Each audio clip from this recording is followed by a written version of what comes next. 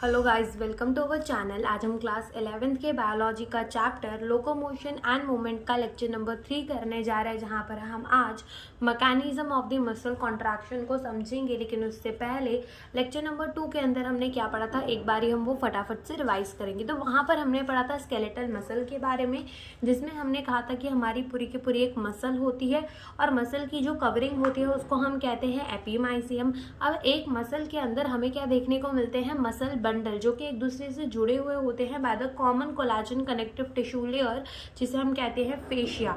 ठीक है, muscle bundles के अंदर हमें क्या देखने को मिलते हैं, मसल फाइबर, जो कि क्या होते हैं, हमारे मसल के सेल्स होते हैं। ठीक है, जिनके ऊपर हमें क्या देखने को मिलती है, एंडोमाइसियम देखने को मिलती है। और मसल फाइबर के अंदर हमें पैरेलली अरेंज मायोफिब्रिल या मायोफिलामेंट देखने को मिलते हैं। फिर हमने मसल की सेल को पढ़ा था, जिसमें हमने कहा था कि हम उसकी प्लाज्मा मेम्ब्रेन को सार्कोलेमा कह देते हैं, उसकी साइटोप्लाज्म को सार्कोप्लाज्म कह देते हैं, और उसके अंदर होता है एक सार्कोप्लाज्मिक रेटिकुलम, जो कि स्टोर हाउस होता है कैल्शियम आयन का। साथ ही साथ वो मल्टी न्यूक्लिएटेड होते हैं। वहाँ पर टी ट्यूब्यूल्स हमें देखने को मिलते हैं, जो कि हमारे इनफोल्डिंग होती है किसकी, सार्कोलेमा की। टी ट्यूब्यूल्स हमें देखने को मिलते हैं, जो कि एक्शन पोटेंशियल को पूरे के पूरे मसल फाइबर में फैला देते हैं। साथ ही साथ वहाँ पर हमें मल्टी न्यूक्लिएटेड कंडीशन देखने को मिल रही थी कि हमारा जो मसल फाइबर थे वो कैसे थे, मल्टी न्यूक्लिएटेड, और उसकी स्ट्रेटेड अपीयरेंस थी, यानी कि हमें अल्टरनेट डार्क और लाइट बैंड देखने को मिल रहे थे because of the two important protein, actin और मायोसिन। एक्टिन जो होता है वो पतला होता है as compare to the myosin, इसलिए एक्टिन को हम थिन फिलामेंट कह देते हैं, मायोसिन को हम थिक फिलामेंट कह देते हैं। फिर हमने देखी थी कि एक्टिन और मायोसिन अरेंज कैसे होती है, बीच में हमारी मायोसिन्स होती है और आजू बाजू एक्टिन। एक्टिन के बीच में हमारी एक लाइन होती है जिसे हम कहते हैं जेड लाइन, और region between the two successive Z line उसे हम क्या कहते हैं, सार्कोमियर, जो कि फंक्शनल यूनिट होता है किसका, कॉन्ट्रैक्शन का। फिर हमने देखा था कि जहां पर हमारी एक्टिन और मायोसिन ओवरलैप करती है उसको हमने ओ जोन कह दिया था।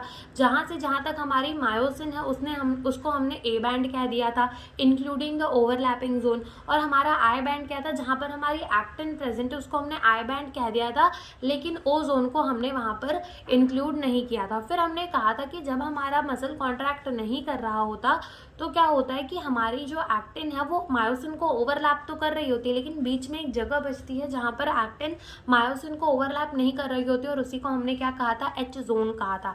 और हमारे मायोसिन के बीच में भी एक लेयर होती है जिसको हम कहते हैं एम लाइन, जो मायोसिन को उसकी जगह पर रखती है। ठीक है, ये हमने देखा था। और साथ ही साथ हमने structure of the contractile protein पढ़े थे, जिसमें हमने कहा था एक्टिन एंड मायोसिन के बारे में। एक्टिन को हमने कहा था कि वो ग्लोबुलर, उसका मोनोमर होता है, मोनोमर Mg+2 की मदद से जुड़ जुड़कर उसका क्या बनते हैं, फिलामेंटस एक्टिन, दो फिलामेंटस एक्टिन, दो ट्रोपोमायोसिन और ट्रोपोनिन, इससे मिलकर हमारा क्या बनता है, एक्टिन, जिसमें से ट्रोपोनिन जो है वो क्या करता था, हमारी मास्क करता था active binding sites on actin for myosin, उसको छुपाता था। ठीक है, ये हमने देखा था। फिर हमने देखा तो इसके 3 पार्ट होते हैं, टीपीसी, टीपीआई, टीपीटी, जिसमें टीपीसी पे जाकर क्या करता था, कैल्शियम जो है वो बाइंड करता था, ये हमने देख लिया था। फिर हमने कहा था कि ये हमारी थिन फिलामेंट होती है। फिर हमने मायोसिन को देखा था, जिसमें हमने कहा था मायोसिन एक पॉलीमराइज्ड प्रोटीन है, लेकिन उसके मोनोमर को मीरोमायोसिन कहते हैं। उसमें हमें 3 पार्ट देखने को मिलते हैं उसका, तो एक हमें हेड देखने को मिलता है, एक आर्म देखने को मिलता है, और टेल और हेड और आर्म मिलकर हमारा हैवी मीरोमायोसिन बनाते हैं, टेल जो है वो लाइट मीरोमायोसिन बनाता है। ठीक है, क्या बनाता है, लाइट मीरोमायोसिन बनाता है। फिर उसमें से जो हमारे क्या कहा था कि जब ये पॉलीमराइज्ड होता है तो जो हेड और आर्म होते हैं ना, वो प्रोजेक्ट करते हैं एट रेगुलर डिस्टेंस। ठीक है, एक रेगुलर डिस्टेंस में वो प्रोजेक्ट करते हैं, जिसे हमने क्या कहा था कि ये क्रॉस आर्म बनाते हैं। ठीक है, फिर हमने कहा था कि इसकी जो हेड रीजन होती है वहां पर हमारी एक्टिन बाइंडिंग साइट्स देखने को मिलती है, और साथ ही साथ एटीपी बाइंडिंग साइट्स भी हमें देखने को मिल जाती है। तो इतना हमने उस लेक्चर के अंदर पढ़ लिया। तो अब हम पढ़ेंगे mechanism of the muscle contraction. तो mechanism of the muscle contraction को समझने से पहले हम सबसे पहले समझेंगे कि हमारी एक मोटर यूनिट होती क्या है। ठीक है, हम किसे समझेंगे, मोटर यूनिट, कि हमारी मोटर यूनिट होती क्या है। मोटर यूनिट हमारी एक्चुअली में होती क्या है। अब देखो, जब भी मसल को कॉन्ट्रैक्ट करना होता है, ठीक है, जब भी मसल को कॉन्ट्रैक्ट करना होता है तो क्या होता है कि मोटर न्यूरॉन जो इन्फॉर्मेशन को सेंट्रल नर्वस सिस्टम से कहाँ पे लेकर जाता है, एक स्पेसिफिक ऑर्गन के पास, ठीक है, उसको हम कहते हैं मोटर न्यूरॉन। तो मोटर न्यूरॉन ही इन्फॉर्मेशन जो है वो सेंट्रल नर्वस सिस्टम से हमारे मसल फाइबर तक लाता है कि तुमको क्या करना है, कॉन्ट्रैक्ट करना है, ठीक है। तो यहाँ पर हम लिख देते हैं कि ये जो मसल कॉन्ट्रैक्शन है, तो इसका जो सिग्नल है, signal come from central nervous system. Signal कहाँ से आता है, from the central nervous system. और सेंट्रल नर्वस सिस्टम हमने neural control and coordination chapter पहले पढ़ चुके हैं, तो अब यहाँ पर हमारे लिए ये सारी चीज़ थोड़ी आसान हो जाएंगी। तो सिग्नल कहाँ से आता है, सेंट्रल नर्वस सिस्टम से। किसके थ्रू आता है, बाय मोटर न्यूरॉन, ठीक है। मोटर न्यूरॉन से क्या होता है, सिग्नल जो है वो सेंट्रल नर्वस सिस्टम के पास आता है फॉर द मसल कॉन्ट्रैक्शन। तो हमारी मोटर यूनिट क्या होती है कि हमारा जो मोटर न्यूरॉन है, ठीक है, मोटर न्यूरॉन है, और हमारे जो न्यूरॉन की एंडिंग है, वो न्यूरॉन की एंडिंग जो है, हमारे मोटर न्यूरॉन की जो एंडिंग है, वो कितने मसल फाइबर के साथ जंक्शन बना रही है, कितने मसल फाइबर के साथ जुड़ी हुई है, उसी को हम क्या कह देते हैं, एक मोटर यूनिट कह देते हैं। उसी को हम क्या कह देते हैं, एक मोटर यूनिट कह देते हैं। जैसे मान लो कि ये हम क्या बना रहे हैं, एक मोटर न्यूरॉन। मान लो ये हमने क्या बना दी, एक मोटर न्यूरॉन बना दी।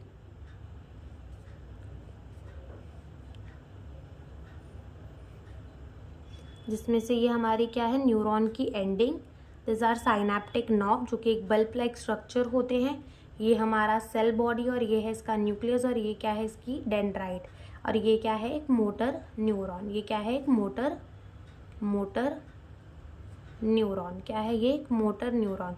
अब ये जो मोटर न्यूरॉन है, ये इसकी क्या है, नर्व एंडिंग। अब ये नर्व एंडिंग क्या करेगी, हमारे मसल फाइबर के साथ जुड़ी हुई होंगी, ठीक है। मसल फाइबर के साथ क्या बनाएंगी, जंक्शंस बनाएगी। तो ये मसल फाइबर, ये मसल फाइबर, ठीक है। अभी तो ये हम दिखा नहीं पा रहे अच्छे से, लेकिन मैं वीडियो के लास्ट में एक इमेज अटैच कर दूंगी जहाँ पर यह मोटर न्यूरॉन अच्छे से तुम्हें समझ में आ जाएगा। तो ऐसे क्या होता है कि मसल फाइबर्स पे जाके, जैसे मान लो कि ये क्या है, मसल फाइबर्स पड़ी हुई है, और मान लो कि 3-4 मसल फाइबर पड़ी हुई है। अब जो मोटर न्यूरॉन की नर्व एंडिंग है, ठीक है, वो आएगी और वो हमारे पूरे ऐसे मोटर न्यूरॉन को जकड़ लेगी। तो वो हमारा क्या होता है, एक मोटर यूनिट की, हमारे एक मोटर न्यूरॉन के नर्व एंडिंग ने कितने मसल फाइबर से जंक्शन बनाया है, उसी को हम क्या कह देते हैं, मोटर यूनिट। तो ये हमारी क्या है, मसल फाइबर। ये हमारी क्या है, मसल फाइबर। तो हम लिख देते हैं कि हमारी मोटर यूनिट होती क्या है, 1 motor neuron, 1 motor neuron along with 1 motor neuron along with all muscle fiber, 1 motor neuron along with all muscle fiber, ठीक है, it form junction known as 1 motor unit. उसी को हम क्या कह देते हैं, 1 मोटर यूनिट कह देते हैं, ठीक है। तो ये हमारी होती है एक मोटर यूनिट। और अब हम समझेंगे कि मोटर एंड प्लेट क्या होता है, ठीक है। हम क्या समझेंगे, मोटर एंड प्लेट, ठीक है। मोटर एंड प्लेट जो है वो हमारा क्या होता है, अब हम वो समझेंगे। तो देखो, अगर हम तुमने न्यूरल कंट्रोल एंड कोऑर्डिनेशन पढ़ा होगा, तो हमने वहाँ पर पढ़ा था कि हमारी एक होती है प्री साइनेप्टिक मेम्ब्रेन, एक हमारी होती है पोस्ट साइनेप्टिक मेम्ब्रेन, और उन दोनों के बीच में हमें क्या देखने को मिलता है, साइनेप्टिक क्लेफ्ट देखने को मिलता है, ठीक है। ये चीज़ें हमने पढ़ी थी। तो यहाँ पर क्या होता है कि जो हमारी पोस्ट साइनेप्टिक मेम्ब्रेन होती है ना, वही post synaptic membrane muscle fibre हो जाती है, और उसी को हम क्या कह देते हैं, मोटर एंड प्लेट कह देते हैं। क्या कह देते हैं, उसी को हम मोटर एंड प्लेट कह देते हैं। तो यहाँ पर भी एक बार हम डायग्राम बना लेते हैं। मान लो कि ये हम क्या बना रहे हैं, एक नर्व एंडिंग बना रहे हैं, एक साइनेप्टिक नॉब बना रहे हैं, ठीक है। हम क्या बना रहे हैं, एक साइनेप्टिक नॉब बना रहे हैं, ठीक है। और यहाँ हमने क्या बना दी, यहाँ पर हमने बना दी एक मसल फाइबर।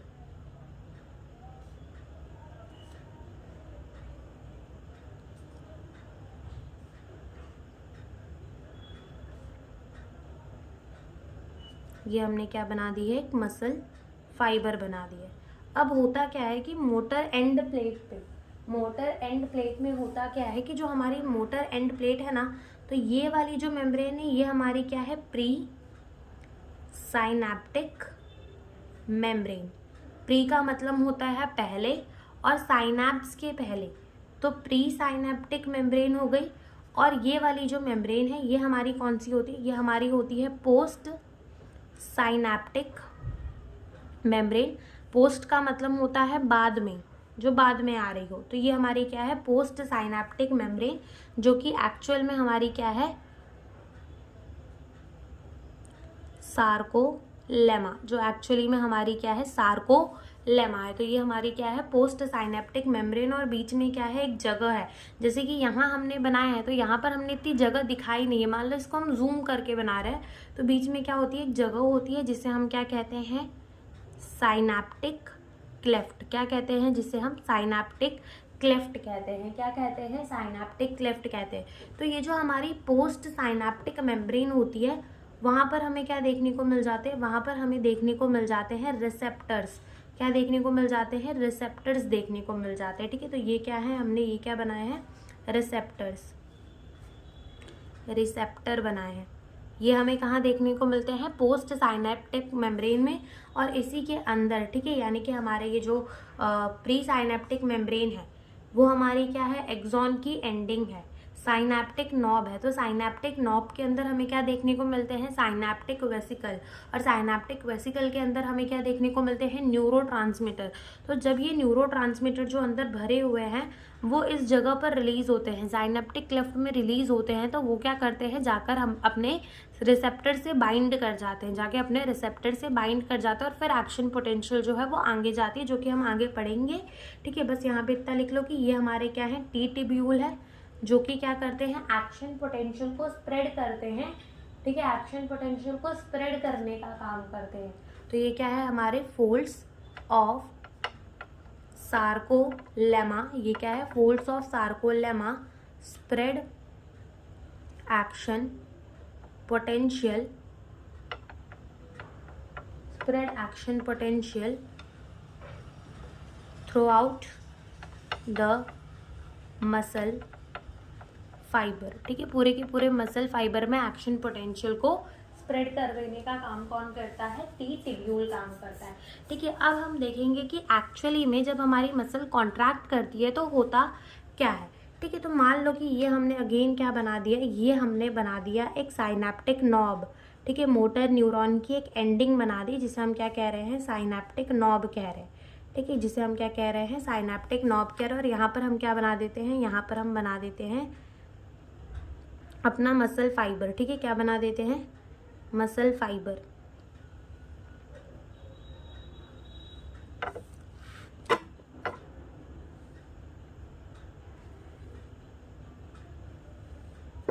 ठीक है, तो देखो सबसे पहले होगा क्या, सबसे पहले जो इम्पल्स है, सबसे पहले क्या होगा कि इम्पल्स हमारे नर्व एंडिंग में आएगी। इम्पल्स का मतलब होता है सिग्नल, कि सिग्नल आएगा कि मसल को क्या करवाना है, कॉन्ट्रैक्ट करवाना है।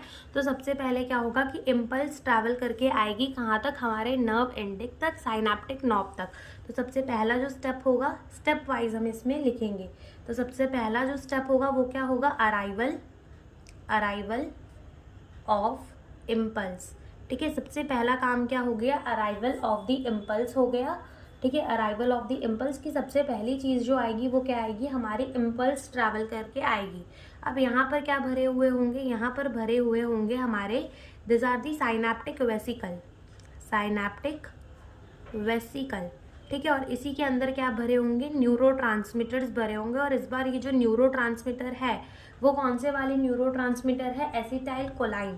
ठीक है, तो यहाँ पर हम लिख देते हैं कि एसिटाइल कोलाइन यहाँ पर क्या है, न्यूरोट्रांसमीटर। तो वही यहाँ पर भरे हुए हैं इसके अंदर। तो इसके अंदर क्या भरे हुए हैं, एसिटाइल कोलाइन। तो जैसे ही हमारी इम्पल्स आती है तो ये जो हमारा साइनैप्टिक वेसिकल है वो क्या कर जाता है, फ्यूज कर जाता है हमारी प्री साइनैप्टिक मेम्ब्रेन के साथ। तो दूसरा स्टेप क्या होता है कि जैसे ही इम्पल्स आई तो हम क्या लिखेंगे कि synaptic vesicle fuse with pre synaptic membrane. ठीक है। साइनेप्टिक वेसिकल जो है वो क्या कर गई, प्री साइनेप्टिक मेम्ब्रेन के साथ फ्यूज कर गई। तो जैसे मान लो यहाँ पर हमारी इम्पल्स आई, अब क्या होगा, ये हमारी साइनेप्टिक वेसिकल है, इसके अंदर भरी हुई है क्या, एसिटाइल कोलाइन, ये हम बना लेते हैं रिसेप्टर्स, ये हम क्या बना लेते हैं, रिसेप्टर्स बना लेते हैं। अब क्या होगा कि ये जो है क्या कर जाएंगी, फ्यूज कर जाएंगी जाकर हमारे प्री साइनेप्टिक मेम्ब्रेन के साथ, और ये जो न्यूरो ट्रांसमीटर्स है ये कहाँ आ जाएंगे, इस जगह में रिलीज हो जाएंगे, साइनेप्टिक क्लेफ्ट में रिलीज हो जाएंगे। तो synaptic vesicle fuse with the pre synaptic membrane, and हम लिखेंगे कि न्यूरो ट्रांसमीटर लिख लो या फिर एसिटाइल कोलाइन लिख लो, तो एसिटाइल कोलाइन लिख लो, ठीक है। तो एसिटाइल कोलाइन रिलीज इन साइनेप्टिक क्लेफ्ट, ठीक है। एसिटाइल कोलाइन जो है वो साइनेप्टिक क्लेफ्ट में क्या हो चुके हैं, रिलीज हो चुके हैं, क्या हो चुके हैं, रिलीज हो चुके हैं। अब क्या होगा कि जो हमारे एसिटाइल कोलाइन है वो क्या हो चुके हैं, साइनेप्टिक क्लेफ्ट में रिलीज हो चुके हैं। तो अब वो क्या करेंगे, जा जाके अपने रिसेप्टर से बाइंड कर जाएंगे, क्या करेंगे, जा जाके अपने रिसेप्टर से बाइंड करेंगे, और जैसे ही वो जाकर अपने रिसेप्टर से बाइंड करेंगे तो ये जो एक्शन पोटेंशियल है, ठीक है, यहाँ पे जैसे ही वो जाकर अपने रिसेप्टर से बाइंड करेंगे तो होगा क्या कि जैसे कि हमने पढ़ा था कहाँ पर, न्यूरल कंट्रोल एंड कोऑर्डिनेशन में, कि हमारी जो मेम्ब्रेन होती है ना वो अंदर से पॉजिटिवली चार्ज होती है और बाहर से, सॉरी, अंदर से नेगेटिवली चार्ज होती है, बाहर से कैसी होती है, पॉजिटिवली चार्ज होती है। पढ़ा था कि नहीं पढ़ा था, पढ़ा था, ठीक है। तो वैसे ही यहाँ पर भी क्या होता है कि जैसे ही इम्पल्स आती है, जैसे कि मान लो यहाँ पर क्या हो गया कि हमारे एसिटाइल कोलाइन जो है वो अपने अपने रिसेप्टर से बाइंड हो गए, तो मेम्ब्रेन जो है वो डीपोलराइज्ड हो जाएगी, और जो एक्शन पोटेंशियल है वो पूरे के पूरे मसल फाइबर में स्प्रेड हो जाएगा थ्रू द टी टिब्यूल, ठीक है। तो यहाँ पर तुम सिर्फ इतना मान लो कि यहाँ पे क्या हो चुका है, न्यूरोट्रांसमीटर अपने रिसेप्टर से बाइंड कर चुके हैं, और जो एक्शन पोटेंशियल है वो टी टिब्यूल के हेल्प से पूरे के पूरे हमारे मसल फाइबर में क्या हो जाएंगी, स्प्रेड हो जाएंगी, ठीक है। तो तीसरा स्टेप हम लिखते हैं कि तीसरा स्टेप क्या होगा, लिखेंगे कि acetyl कोलाइन bind two receptor, acetyl कोलाइन जो है वो क्या करे, रिसेप्टर से बाइंड कर गए, और transmission of impulse by T tubule, की टी टिब्यूल के हेल्प से जो इम्पल्स है वो पूरे के पूरी हमारे मसल फाइबर में जो है वो फैल गई, ठीक है। अब क्या होगा, अब जैसे ही ये हमारी इन्फॉर्मेशन चली गई कि मसल को करना है कॉन्ट्रैक्ट, और पूरे के पूरे हमारे मसल फाइबर में इन्फॉर्मेशन जो है वो जा चुकी है कि मसल को कॉन्ट्रैक्ट करना है। अब हमने पढ़ा था कि हमारे मसल फाइबर के अंदर होता है क्या, सार्कोप्लाज्मिक रेटिकुलम, जो कि क्या होता है, store house of the calcium ion, ठीक है। यहाँ पे क्या होगा, कैल्शियम आयन होंगे, store house of the calcium ion हमने पढ़ा था, ठीक है। अब क्या होता है कि जब हमारा जो इम्पल्स है वो हमारे पूरे मसल फाइबर के पास चला जाता है, तो सार्कोप्लाज्मिक रेटिकुलम से निकलता है कैल्शियम, ठीक है। सार्कोप्लाज्मिक रेटिकुलम से क्या निकलता है, कैल्शियम। ये सार्कोप्लाज्मिक रेटिकुलम से क्या होगा, कैल्शियम निकलेगा, और ये कैल्शियम जाकर कहाँ बाइंड करेगा, बाइंड टू टीपीसी, ठीक है। कहाँ से कहाँ पर बाइंड करेगा, टीपीसी पे बाइंड करेगा, ट्रोपोनिन के टीपीसी पे बाइंड करेगा, और क्या कर देगा, कन्फर्मेशनल चेंज कर देगा, जिसके वजह से troponin along with the tropomyosin हट जाएंगे हमारे एक्टिन से, और एक्टिन में जो एक्टिव बाइंडिंग साइट है फॉर मायोसिन वो एक्सपोज्ड हो जाएंगे, और एक्टिन और मायोसिन एक दूसरे से जुड़ने लायक बन जाएंगे, ठीक है। तो तीसरा स्टेप क्या होगा, चौथा स्टेप जो होगा वो हम लिखते हैं कि जो हमारा इम्पल्स है वो कहाँ चला गया, कंडक्शन का मतलब होता है जाना, ऑफ इम्पल्स, ठीक है। जो इम्पल्स है वो कहाँ चली गई, सार्कोप्लाज्मिक रेटिकुलम में चली गई, सार्कोप्लाज्मिक रेटिकुलम में चली गई, ठीक है, सार्कोप्लाज्मिक रेटिकुलम में चली गई। तो क्या हुआ कि हमारा जो Ca+2 था वो रिलीज हो गया, कहाँ से, फ्रॉम द सार्कोप्लाज्मिक रेटिकुलम। तो हम लिखेंगे कि यहाँ पर क्या हुआ कि calcium release from sarcoplasmic reticulum, जो कैल्शियम है वो क्या हो गए, रिलीज हो गए फ्रॉम द सार्कोप्लाज्मिक रेटिकुलम इन, कहाँ पर रिलीज हुआ है, सार्कोप्लाज्म में रिलीज हो गए, ठीक है। कहाँ रिलीज होते हैं, सार्कोप्लाज्म में रिलीज होते हैं। Conduction of the impulse to the sarcoplasmic reticulum, and calcium जो है वो रिलीज हो गए from the sarcoplasmic reticulum in the sarcoplasm, ठीक है, सार्कोप्लाज्म में जाकर हो गए। अब क्या होगा, फिफ्थ स्टेप में क्या होगा, calcium bind to TPC. Calcium जो है वो कहाँ बाइंड करेगा, टीपीसी पे जाकर बाइंड करेगा, जिसके वजह से क्या होगा, कन्फर्मेशनल चेंज हो जाएगा। हमारा troponin along with the tropomyosin shift हो जाएगा, हट जाएगा जगह से। कहाँ, किसकी जगह से हट जाएगा, अपनी जगह से हट जाएगा, जिसकी वजह से एक्टिन में जो एक्टिव बाइंडिंग साइट है फॉर द मायोसिन वो क्या हो जाएंगी, एक्सपोज्ड हो जाएंगी। तो हम लिखेंगे यहाँ पर कि कैल्शियम जो है वो क्या कर रहा है, बाइंड कर रहा है टीपीसी से, तो क्या हो जाएगा, conformational change in conformational change in the troponin. ठीक है, कन्फर्मेशनल चेंज किसके अंदर होगा, ट्रोपोनिन में, along with what, along with the tropomyosin. तो conformational change in the troponin along with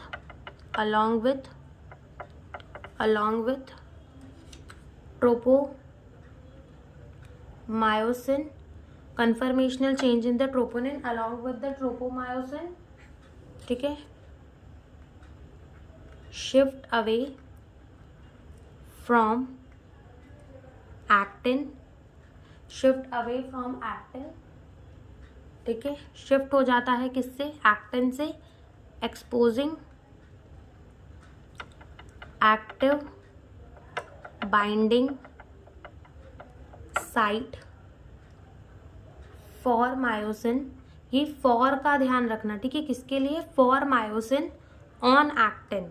ठीक है, तो क्या हो जाता है कि जैसे ही हमारा कैल्शियम जाकर टीपीसी से बाइंड करता है तो वो होता क्या है कि हमारा जो ट्रोपोनिन है अलोंग विद द ट्रोपोमायोसिन अपनी जगह से हट जाता है, जिसके वजह से हमारा जो एक्टिन है उस पर क्या था, एक्टिव बाइंडिंग साइट थे, किसके लिए, मायोसिन के लिए। तो एक्टिव बाइंडिंग साइट थे किसके लिए, थे मायोसिन के लिए। तो अब वो हट जाता है, जिसकी वजह से मायोसिन और एक्टिन अब एक दूसरे से जुड़ सकते हैं। अब जुड़ने के बाद कैसे मसल कॉन्ट्रैक्शन होगी, हमें वो देखना है कि जुड़ने के बाद अब मसल कैसे कॉन्ट्रैक्ट करेगी। तो उसके लिए हमें आगे पढ़ना पड़ेगा स्लाइडिंग फिलामेंट थियोरी। तो अब हम देखेंगे कि हमारी स्लाइडिंग फिलामेंट थियोरी होती क्या है। तो ये जो स्लाइडिंग फिलामेंट थियोरी है वो क्या कहती है, वो ये कहती है कि स्लाइडिंग फिलामेंट थियोरी है ना, स्लाइडिंग, देखो नाम में ही आ रहा है स्लाइडिंग। तो स्लाइडिंग किसकी, फिलामेंट्स की, और फिलामेंट क्या है, एक्टिन और मायोसिन। ठीक है, थिक और थिन फिलामेंट। तो ये कहती है कि जो हमारी थिन फिलामेंट है वो स्लाइड करती है ओवर द थिक फिलामेंट, किस चीज़ के लिए, फॉर कॉन्ट्रैक्शन के लिए। ठीक है, तो यहाँ पर हम लिख देते हैं कि ये जो स्लाइडिंग फिलामेंट थियोरी है वो क्या कहती है,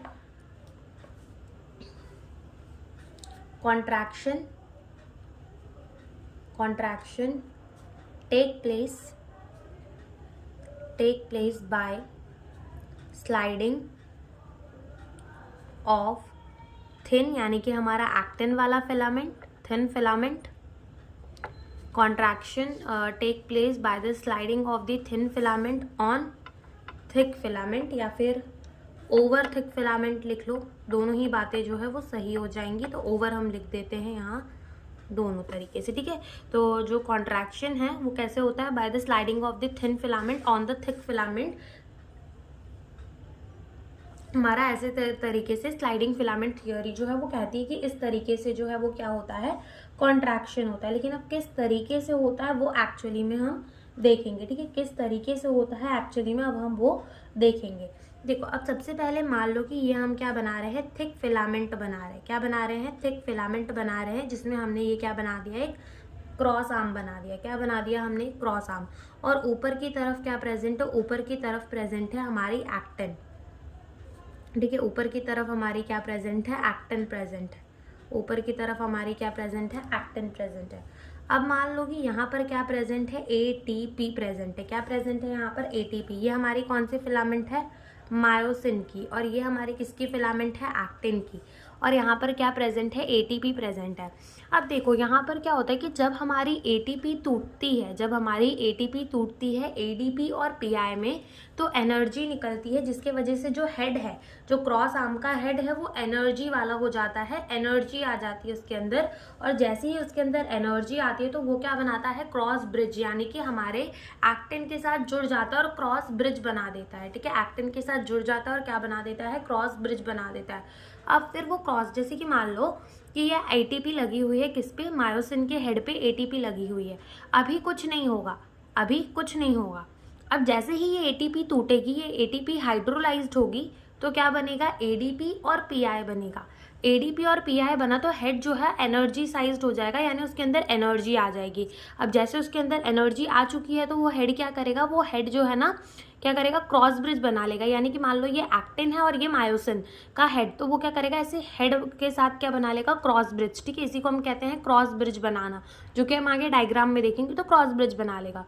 क्रॉस ब्रिज बनाने के बाद वो क्या करेगा, एक्टिन को ऐसे अंदर की तरफ खींच देगा, एक्टिन को ऐसे अंदर की तरफ खींच देगा, एक्टिन को अंदर की तरफ तो खींच देगा, लेकिन ये क्रॉस ब्रिज अभी भी नहीं टूटेगा, क्रॉस ब्रिज अभी भी नहीं टूटेगा। अंदर की तरफ एक्टिन आ चुका है, लेकिन क्रॉस ब्रिज अभी भी नहीं टूटेगा। तो क्रॉस ब्रिज कब टूटेगा, अब जब हमारे, देखो हेड क्या हो गया था, एनर्जी वाला हो गया, तो इसमें एडीपी और पीआई भरा था।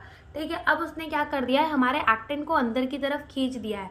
तो अब एडीपी और पीआई जो है वो निकल जाएंगे, और जब एटीपी अवेलेबल होगी, फिर से एटीपी फिर से मिलेगी, तब ये जो है क्रॉस ब्रिज टूटेगा और अगेन हमारा वही प्रोसेस चलेगा। ठीक है, तो सबसे पहला ये क्या है, एटीपी है, एक्टिन है, मायोसिन है। अब सेकेंड स्टेप में देखना क्या होगा, सेकेंड स्टेप में हमारा क्या होगा, एटीपी इज हाइड्रोलाइज्ड। ठीक है, एटीपी जो है वो क्या होगी, हाइड्रोलाइज्ड होगी। किसके अंदर हाइड्रोलाइज्ड होगी, एडीपी प्लस पीआई के अंदर। ठीक है, एडीपी प्लस पीआई के अंदर हमारी एटीपी जो है वो क्या हो जाएगी, हाइड्रोलाइज्ड हो जाएगी। और हेड नाउ एनर्जाइज। ठीक है, अब हेड जो है उसके पास क्या आ चुकी है, एनर्जी आ चुकी है। ठीक है, हेड जो है वो एनर्जी आ चुकी है हेड के पास। तो हम यहाँ पे दिखाते हैं कि कैसे। ये अगेन हम क्या बना देते हैं, एक्टिन बना देते हैं, और अगेन ये हम क्या बना देते हैं, मायोसिन बना देते हैं, और ये इसकी हेड। लेकिन अब हेड के पास क्या है, एडीपी प्लस पीआई है। ठीक है, एडीपी और पीआई है। अब यूटिलाइजिंग द एनर्जी, अब ये एनर्जी को यूज भी करेगा। अब यूटिलाइजिंग द एनर्जी को यूज करते हुए अब मायोसिन जो है वो बाइंड कर जाएगा एक्टिन के साथ और क्या बना देगा, क्रॉस ब्रिज बना देगा। ठीक है, तो हम लिखते हैं यहाँ पर क्या होगा, यूटिलाइजिंग द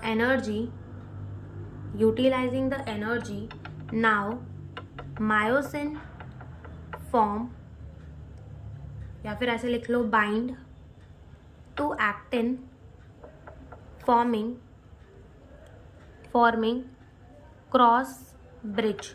ठीक है, क्या बना देगा, क्रॉस ब्रिज बना देगा। दिखाते हैं हम यहाँ पर कैसे क्रॉस ब्रिज बन जाएगा। अगेन मान लो ये हमने क्या बना दिया, एक्टिन बना दिया, और अगेन ये हमने क्या बना दिया, एक्टिन बना दिया, और ये हमारी क्या है, मायोसिन। लेकिन इस बार जो है वो क्या बना चुका है, क्रॉस ब्रिज बना चुका है, हमारी एक्टिन के साथ जुड़ चुका है। तो इसी को हम क्या कहते हैं, इसी को हम कहते हैं क्रॉस ब्रिज। क्या कहते हैं, क्रॉस ब्रिज कहते हैं। क्या कहते हैं, क्रॉस ब्रिज कहते हैं। ठीक है, अब जैसे कि ये फॉर्मेशन तो हो चुकी है क्रॉस ब्रिज की, अब अंदर की तरफ ये इसको खींचेगा। जैसे कि ये मान लो है तो इसको ऐसे अंदर की तरफ खींचेगा, अंदर की तरफ ऐसे खींचेगा। ठीक है, तो ये अंदर की तरफ इसको खींचेगा, तो इसमें क्या होगी, स्लाइडिंग और रोटेशन। ठीक है, तो यहाँ पर हम लिखेंगे कि अब क्या होगा, अब जो है थिन फिलामेंट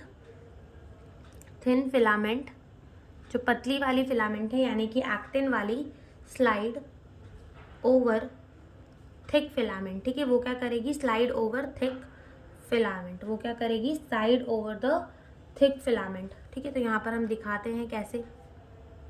ये हमने क्या बना दिया, मायोसिन, और हेड जो है इस बार क्या होगा, कुछ इस तरीके से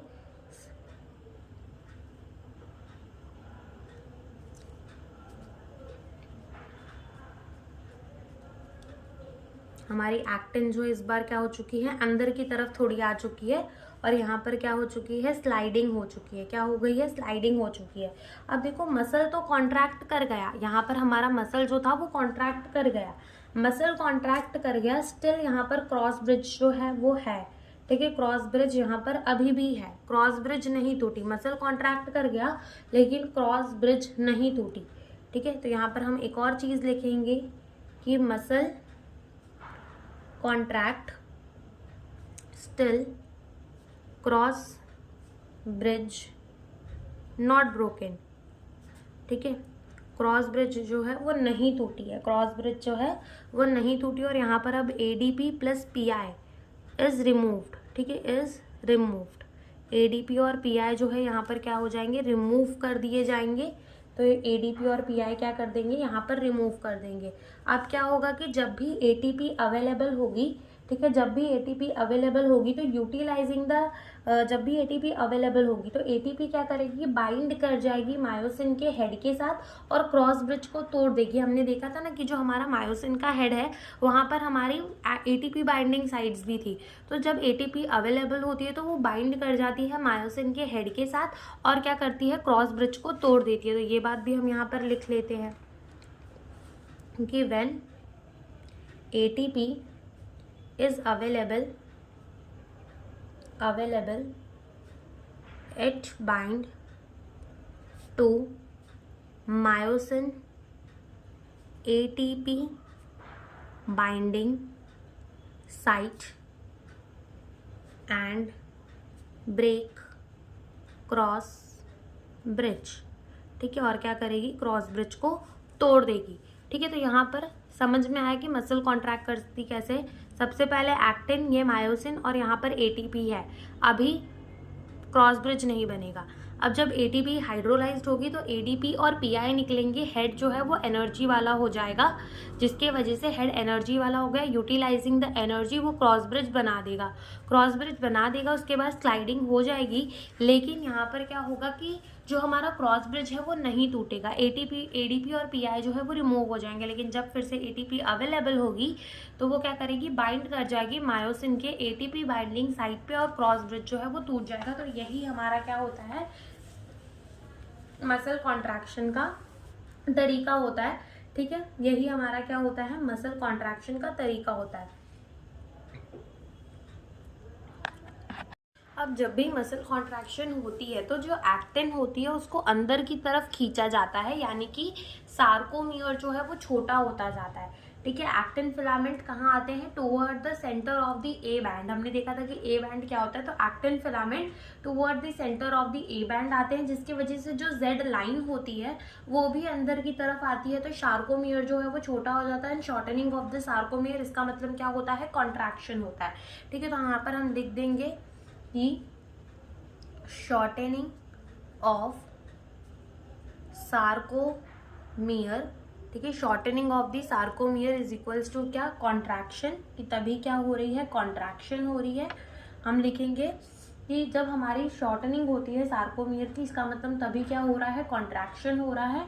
एंड जब भी कॉन्ट्रैक्शन होता है तो जो हमारी आई बैंड है वो छोटी हो जाती है, आई बैंड, क्यों, क्योंकि ओवरलैपिंग जोन ज़्यादा हो जाता है। ओवरलैपिंग जोन ज़्यादा हो जाता है तो आई बैंड छोटी हो जाती है, ठीक है, आई बैंड जो है वो छोटी हो जाती है।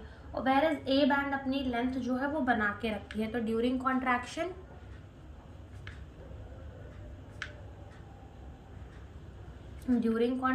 आई बैंड रिड्यूस, ठीक है, आई बैंड जो है वो कम हो जाती है, ए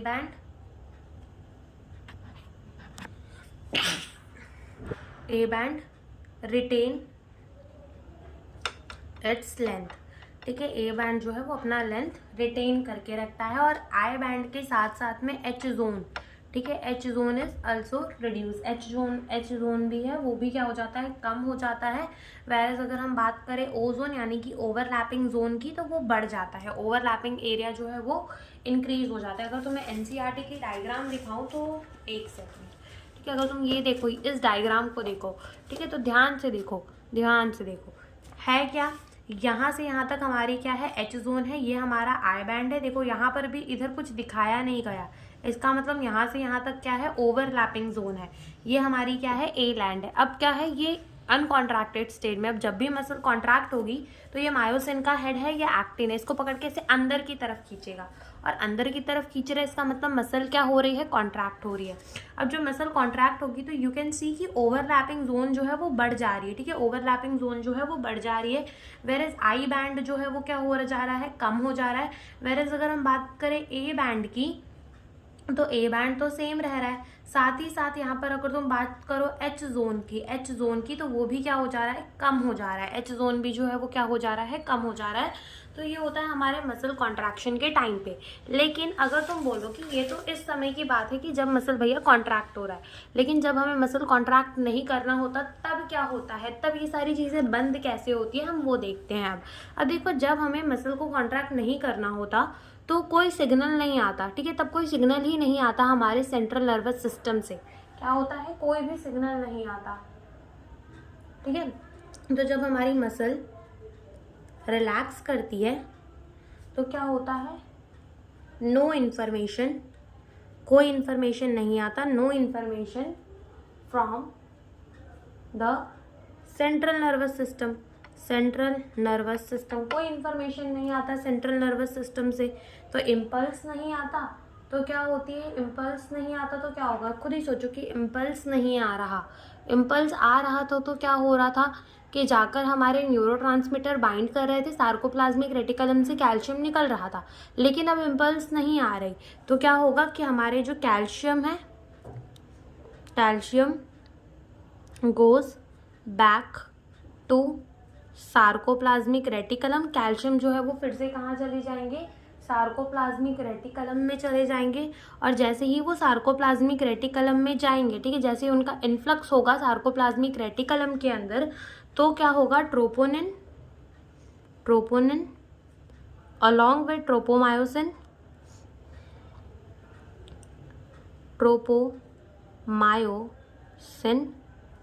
बाइंड, ठीक है, troponin along with the tropomyosin, again लिख दो, वो क्या कर देंगे, hide the active binding site for myosin on actin, ठीक है। फिर से क्या होगा, वो उसे छुपा लेंगे और अगेन हमारी जो मसल है वो कॉन्ट्रैक्ट नहीं हो पाएगी। तो ये होता है कब, जब हमारी मसल जो है वो रिलैक्स करती है। तो ये हमारा हो गया पूरा का पूरा मसल कॉन्ट्रैक्शन, ठीक है।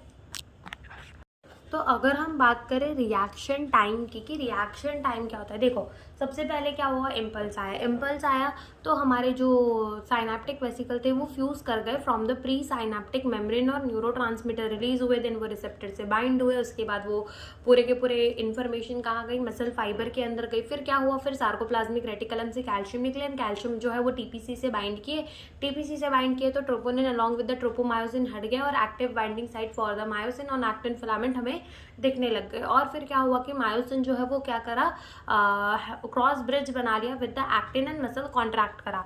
तो ये जो रिएक्शन टाइम है ना, ये वेरी करता है डिफरेंट मसल्स के ऊपर, कि कैसी मसल है उसी हिसाब से उसका क्या होता है, उसी हिसाब से उसका होता है रिएक्शन टाइम, ठीक है। तो ये लिख देंगे हम कि द रिएक्शन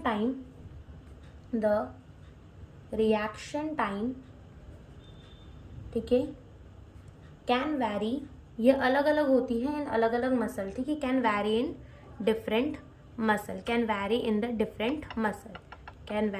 डिफरेंट मसल, अलग अलग होती है, वैरी कर सकती है डिफरेंट मसल्स में।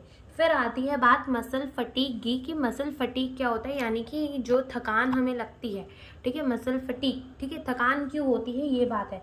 और जब रिपीटेड एक्टिवेशन या फिर ऐसा कह लो रिपीटेडली अगर मसल का कॉन्ट्रैक्शन हो रहा हो, किसी दिन बहुत ज़्यादा चल लिया, बहुत ज़्यादा एक्सरसाइज कर ली, तो रिपीटेडली जब मसल का कॉन्ट्रैक्शन होता है ना, तो जिसके वजह से क्या होता है, एनएरोबिक का मतलब होता है विदाउट ऑक्सीजन, तो एनएरोबिक ब्रेकडाउन होता है, यानी कि एनएरोबिकली बिना ऑक्सीजन के हमारा ग्लाइकोजन टूटता है, जिसके वजह से बन जाता है क्या, लैक्टिक एसिड। और ये लैक्टिक एसिड जहाँ पर एक्यूमुलेट हो जाता है वहीं पर क्या हो जाता है, दर्द हो जाता है, मसल फटीग हो जाती है, यानी कि वहीं पे क्या हो जाता है, दर्द हो जाता है। तो यहाँ पर हम ये भी लिख देते हैं, मसल फटीग यानी कि थकान, ठीक है, थकान क्या होती है, तो होता क्या है, रिपीटेड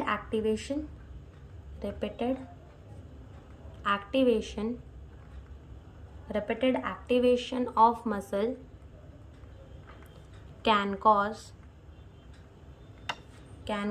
क्या हो सकता है, एन एरोबिकल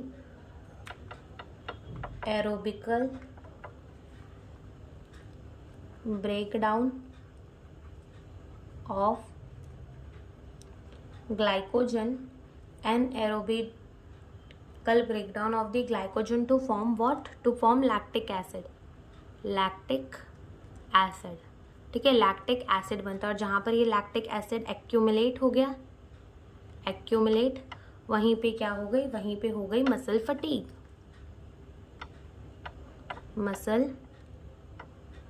वहीं पे क्या हो जाती है, मसल फटीग हो जाती है। यहाँ टी पहले आएगा, आए बाद में, ठीक है। तो वहीं पे क्या हो जाती है, मसल फटीग हो जाती है, ठीक है। तो ये हमारी होती है मसल फटीग। और उसके बाद हमारा एक और छोटा सा टॉपिक बचता है, that is type of muscle fibre. उसके बाद हम स्टार्ट करेंगे स्केलेटल मसल को। तो अगर हम बात करें टाइप ऑफ मसल फाइबर की, तो 2 टाइप ऑफ मसल फाइबर होते हैं, red muscle fibre and white muscle fibre. तो जो रेड मसल फाइबर होते हैं उनका रेडिश अपीयरेंस होता है क्योंकि उनके अंदर मायोग्लोबिन, जैसे कि हमने बात की थी हमारे आरबीसीज के अंदर क्या होता है, हीमोग्लोबिन। तो वो हीमोग्लोबिन क्या करता है, एक आयरन कंटेनिंग पिगमेंट होता है। पिगमेंट का मतलब कुछ भी चीज़ जो उसे कलर दे रही हो। तो हीमोग्लोबिन क्या होता है, एक आयरन कंटेनिंग पिगमेंट होता है जो हमारी आरबीसीज को रेड कलर देता है। वेरेज अगर हम बात करें डब्ल्यूबीसी की, तो वो डब्ल्यूबीसी के अंदर वही हीमोग्लोबिन नहीं होता, जिसके वजह से हमारी डब्ल्यूबीसी कैसी होती है, वाइट इन कलर, ठीक है। तो जो हमारी आरबीसी उसके अंदर होता है हीमोग्लोबिन, तो वो उसको क्या देता है, रेड कलर। वैसे ही जो हमारी मसल्स है उनके अंदर अगर मायोग्लोबिन ज़्यादा होता है, myoglobin is also a pigment, ठीक है। तो अगर मायोग्लोबिन ज़्यादा होता है तो वो रेडिश अपीयरेंस की होती है। मायोग्लोबिन कम होता है तो वो वाइट मसल फाइबर, और मायोग्लोबिन ज़्यादा होता है तो वो रेड मसल फाइबर, ठीक है। जो हमारे रेड मसल फाइबर होते हैं उनके अंदर माइटोकॉन्ड्रिया भी ज़्यादा होता है, वेरस वाइट मसल फाइबर के अंदर माइटोकॉन्ड्रिया भी कम होता है, ठीक है। जो हमारे रेड मसल फाइबर होते हैं वो ज़्यादा से ज़्यादा ऑक्सीजन को यूटिलाइज करते हैं ताकि ज़्यादा से ज़्यादा एटीपी का प्रोडक्शन हो सके, ठीक है। वेरस वाइट मसल फाइबर इतना नहीं कर पाते। रेड मसल फाइबर के अंदर हमारी एरोबिक रेस्पिरेशन चलती है, यानी कि ऑक्सीजन को यूज़ करके चलती है, वेरस वाइट मसल फाइबर के अंदर एनएरोबिक चलती है, ठीक है। फिर उसके बाद जो हमारे रेड मसल फाइबर है वो धीरे धीरे कॉन्ट्रैक्ट होते हैं, बट जो है बहुत देर तक कॉन्ट्रैक्ट हो सकते हैं, यानी कि धीरे धीरे कॉन्ट्रैक्ट होंगे और लंबे समय तक हम उसे कॉन्ट्रैक्ट कर सकेंगे और वो जल्दी थकेंगे नहीं, जैसे कि हमारे बैक के मसल सारे हो जाते हैं, ठीक है। वेरएज अगर हम बात करें हमारे वाइट मसल फाइबर की, तो वो जल्दी कॉन्ट्रैक्ट तो हो जाते हैं लेकिन जल्दी थक भी जाते हैं। जैसे हमारे ये आई बॉल की मसल जल्दी कॉन्ट्रैक्ट हो जाएगी लेकिन जल्दी थक भी जाएगी, ठीक है। तो ऐसे 2 टाइप के हमारे क्या होते हैं, मसल फाइबर। तो ये सारी बातों को भी हम लिख लेते हैं, फिर मैं आपको एक बार ही समझा दूंगी। तो ये हमने लिख लिया type of the muscle fibre के बारे में, red muscle fibre and white muscle fibre. Red muscle fibre की रेडिश अपीयरेंस है, वाइट मसल फाइबर की पेल और वाइटिश अपीयरेंस होती है। रेड मसल फाइबर के अंदर मायोग्लोबिन ज़्यादा होता है जिसके वजह से उसकी रेडिश अपीयरेंस हमें देखने को मिलती है, और वाइट मसल फाइबर के अंदर वो कम होता है। रेड मसल फाइबर के अंदर हमारे जो माइटोकॉन्ड्रिया है वो ज़्यादा होते हैं और उसी की वजह से वो एरोबिक रेस्पिरेशन करता है यूजिंग द ऑक्सीजन। वेरेज अगर हम बात करें वाइट मसल फाइबर की, तो उसके अंदर माइटोकॉन्ड्रिया कम होते हैं, वो एनाएरोबिक रेस्पिरेशन करता है विदाउट ऑक्सीजन, ठीक है। ये धीरे कॉन्ट्रैक्ट करते हैं बट लॉन्गर ड्यूरेशन तक कॉन्ट्रैक्ट करते हैं और जल्दी फटीग नहीं होते, जैसे कि ह्यूमन बैक मसल ये फास्ट कॉन्ट्रैक्ट करते हैं लेकिन ईजिली फटीग हो जाते हैं, जैसे कि आई बॉल मसल, ठीक है। तो यहाँ पर जो हमारा मसल वाला टॉपिक है, दैट इज पहला पार्ट जो है मसल वाला पार्ट, वो होता है खत्म। और उसके बाद जो हमें सेकंड पढ़ना है that is the skeletal system. तो स्केलेटल सिस्टम जो है उसके अंदर हमें axial skeleton and appendicular skeletons के बारे में पढ़ना है, जिसमें एक्सियल स्केलेटन में हमें कुछ 2 लेक्चर लग जाएंगे और अपेंडिकुलर स्केलेटन में भी 2 लेक्चर लग जाएंगे, और वो चैप्टर जो है वो खत्म हो जाएगा, जिसके अंदर हम जॉइंट्स हो गए, सारे के सारे उनके डिसऑर्डर्स हो गए, वो सारी चीज़ों को भी कवर कर लेंगे। तो आज का लेक्चर हम यहीं तक रखते हैं। Thank you for watching the video.